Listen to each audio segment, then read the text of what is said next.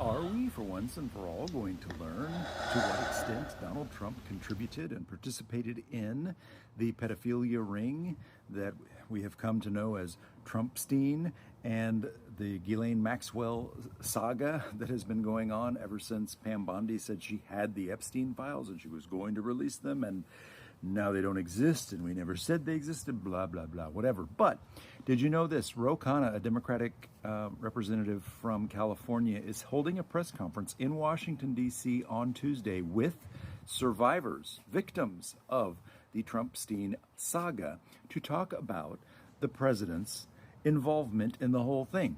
I'm going to keep an open mind, innocent until proven guilty, but the amount of covering up that this regime has been doing makes me think he's guilty as hell. Meanwhile, I love the way, I've said this many times, Gavin Newsom is fighting back in just the right way. J.B. Pritzker as well in a different way. I like to see Democrats who finally have a spine about something. It's just refreshing to me. But Newsom was picking on Abbott, my governor, Greg Abbott, was picking on Gavin Newsom, and Newsom simply responded, yeah, California contributed $83 billion to the federal budget last year, and Texas was actually at a $71 billion deficit. This is an annual thing with us here in Texas. We don't pay enough taxes, which is why businesses like to come here. They don't have to pay taxes, but if those businesses paid taxes, we wouldn't have to be a welfare state and take $71 billion from the federal government. There's no reason for that. Texas is a very prosperous place. I also thought, here in Texas, we've got the MAHA movement. We seem to be the training ground or the trial ground for all the crazy things. But RFK Jr., who fell as far from the Kennedy tree as it's possible to fall, I think he grew from a different tree, was here to celebrate the signing into law of MAHA legislation. And I actually thought, on the surface, this sounds good. We've identified all these harmful ingredients in our foods, which I'm hyper aware of. I've worked hard to eliminate things like high fructose corn syrup and dyes and all these things from my diet, because I'm over 50, which means you can't eat just anything you want. But as it turns out, all they're doing is putting a label on things like Skittles and Fruit Loops that say not recommended for human consumption, a label. That'll solve the problem. On Cokes and I guess sugary drinks, they're going to put a label that high fructose corn syrup is not recommended for human consumption. That's great. You know how putting the 10 Commandments in classrooms solved all the problems in schools because kids don't kill each other anymore? Oh wait, there were kids killed in school.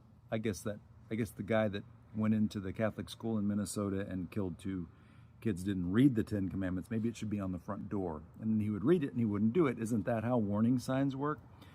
No, it's just a bunch of bullshit.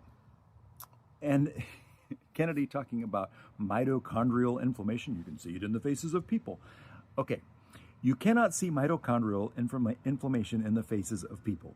We are killing our mitochondria with much of the food that we eat, and it's why we need so many pharmaceuticals. That's true, but you can't. This guy doesn't understand. He almost understands less than Trump, and that's nothing. And finally, when you hear Trump and his goons, whether it's Stephen Miller or Dress Up Barbie in charge of ICE, talking about what a hellhole Washington, D.C. was, and now it's all fine. Restaurants that were afraid to open because of all the crime now aren't opening. Actually, that's not true. Now there are restaurants that can't open because reservations have dropped off a cliff because no one in Washington, D.C. wants to go out and be harassed by part-time, pretend, dress-up army people or the National Guard or whoever's there while ICE is picking up parents as they walk their kids to school and picking up people off the lawns when they're doing lawn maintenance.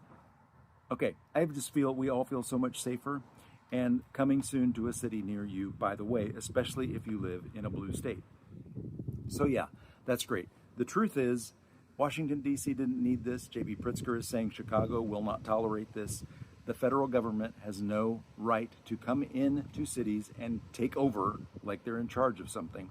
You know what those troops are doing, National Guard troops are doing in Washington, D.C.? They've been given free time because they don't really have anything to do. So they're hanging out literally at Krispy Kreme. I can't blame them. I don't eat donuts, but if I'm going to eat one, it'll be a Krispy Kreme, fresh out from under the waterfall of icing. Nothing's better if you're going to eat a donut.